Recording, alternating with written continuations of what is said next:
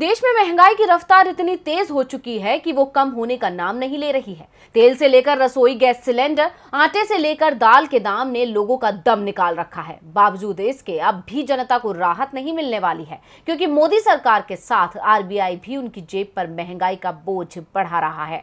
केंद्रीय बैंक आने वाले दिनों में फिर से बुरी खबर सुनाने को तैयार है। जब जब आरबीआई मौद्रिक नीति का ऐलान करता है तब तब उम्मीद की जाती है कि अब तो राहत की कोई किरण नजर आएगी, लेकिन केंद्रीय बैंक भी केंद्र सरकार की तरह कठोर बना हुआ है। लोगों के लिए मदद के हाथ आगे बढ़ाने की बजाय उन्हें निराश कर रहा है। विशेषज्ञों के मुताबिक बढ़ती महंगाई और रुपए की गिरावट को थामने के लिए आरबीआई एक बार फिर से जून में ब्याज दरों में बढ़ोतरी कर सकता है। मतलब साफ है कि सस्ते लोन के दिन अब बीत चुके हैं और आने वाले दिनों में आपकी ईएमआई और बढ़ सकती है। दरअसल खुदरा मुद्रास्फीति के ताज़ा आंकड़ों ने आरबीआई की सिरदर्दी और बढ़ा दी है। अप्रैल में मुद्रास्फीति सालाना आधार पर बढ़कर 7.79% हो गई, जो 8 साल का सबसे ऊंचा स्तर है।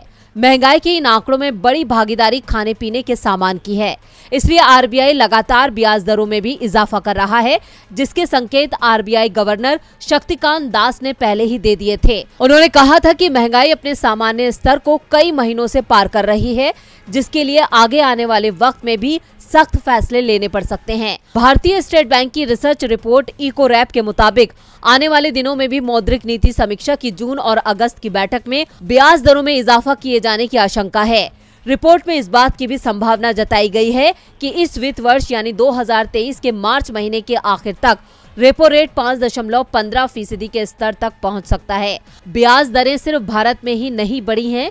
रिजर्व बैंक के अलावा दुनिया के 21 देशों ने इस साल अप्रैल और मई महीने में दरें बढ़ाई हैं। साथ ही इन 21 देशों में से 14 देशों ने दरों में 0.5% या उससे ज्यादा का इजाफा किया है, जिसके चलते भारतीय बाजार विदेशी निवेशकों के लिए ज्यादा लाभकारी नहीं रह गया।